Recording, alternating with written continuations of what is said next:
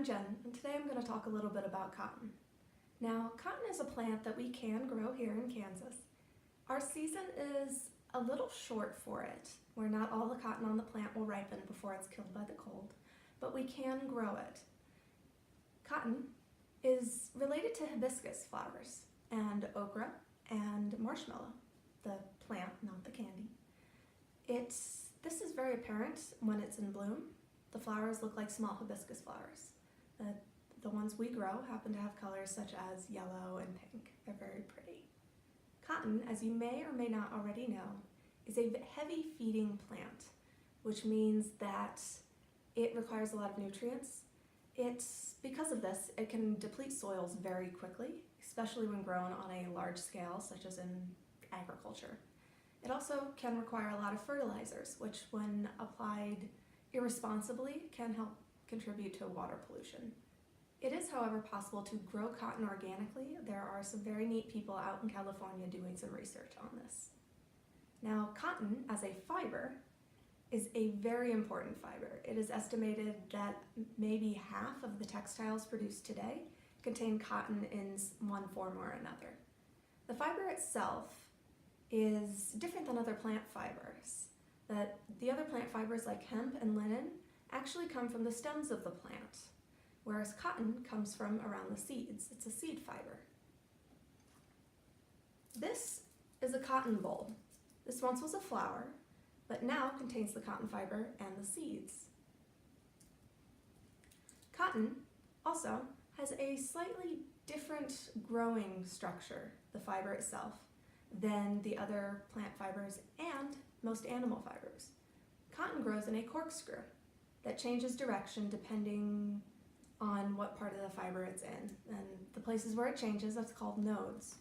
This corkscrewing allows the cotton to kind of stick together, which makes it a little easier to spin and also means that after a day of processing cotton, my clothes will be covered in it. Cotton is also hollow, which is part of the reason it has such amazing absorption capabilities. Now, compared to a lot of other fibers that are spun, cotton is very short, which gives it some unique characteristics when being processed and spun. So again, this is a cotton boll. Cotton comes in a couple different colors. It used to come in even more. There used to be pinks and reds and blues and grays, but those have been lost to antiquity. Today, the three most common colors are white, like this, green, and brown cotton. These were all grown at our garden. Now, to spin cotton, to make yarn, to make fabric, you have to process it just a little bit first. And how much you process it depends on what you want to do with it. Now, after the bolls are ripe, and you'll know they're ripe when the cotton fluffs up like this. When it's not ripe, it's kind of short and condensed and it feels damp. That once the bolls are ripe, you then harvest them. You can cut them off the plant, like this one. And then you have to remove the seeds and the cotton from the boll. It's easily done by tugging. And you end up with something that looks like this. Don't know if you can see, but there are seeds in the cotton. Now, some cotton can be spun directly like this.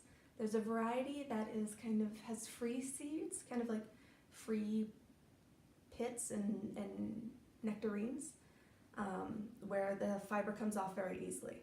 Unfortunately, that variety is not one that we grow here. So, in order to spin it, you have to remove the fiber from the seed. There are a couple different ways to do that, such as pooling, like this, which doesn't require a lot of equipment, but is a very time-consuming process.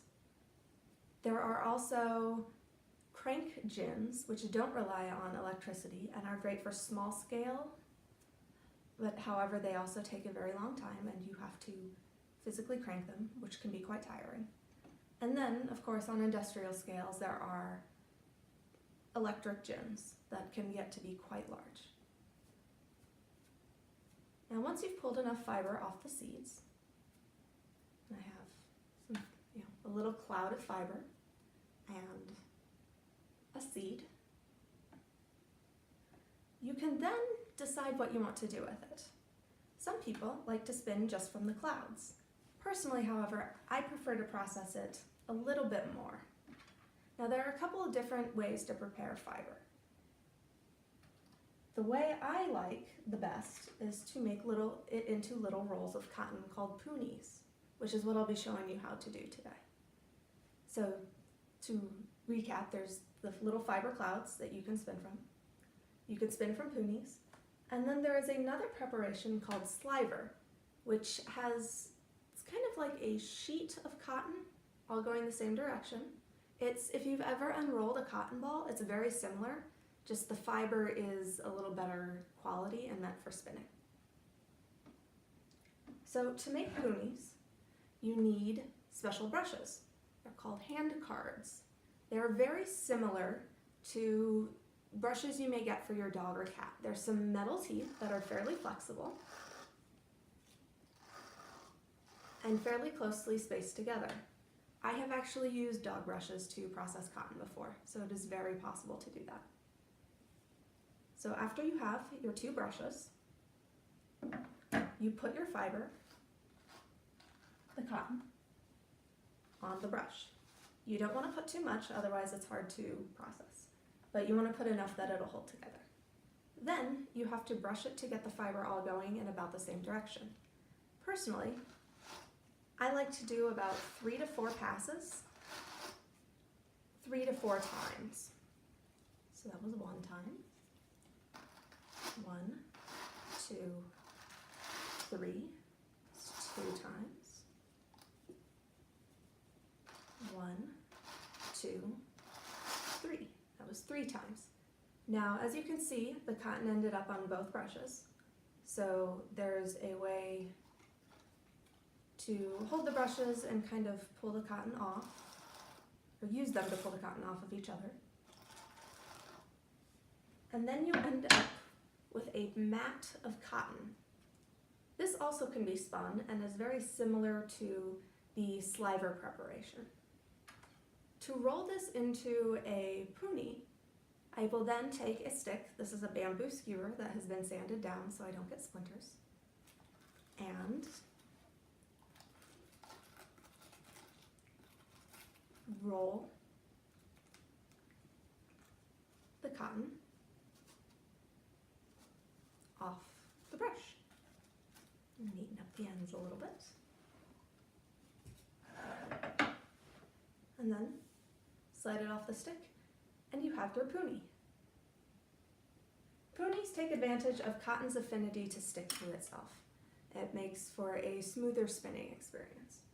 But speaking of spinning cotton, there are several different ways that you can spin it. Of course, you can spin it on a normal spinning wheel. There are also special wheels called charkas. This is a book charka that were developed in India for spinning cotton. The book charka typically will sit in your lap, and then you turn the handle, and it turns this wheel, which turns the spindle.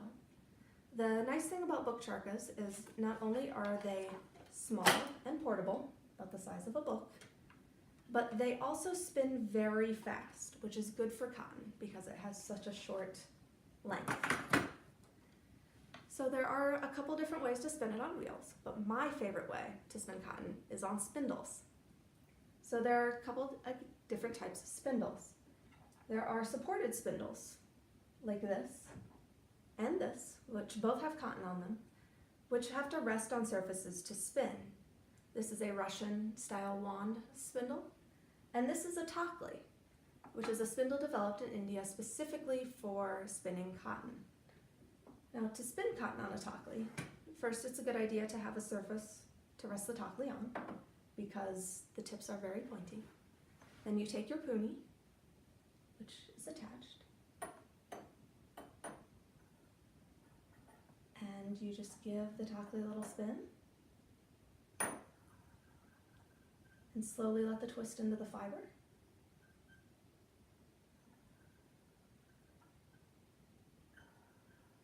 They sometimes make a nice whirring sound, which is fun. And once you have enough twist that you can give it a tug and it doesn't break, you then wind it on the tackle and do that all over again.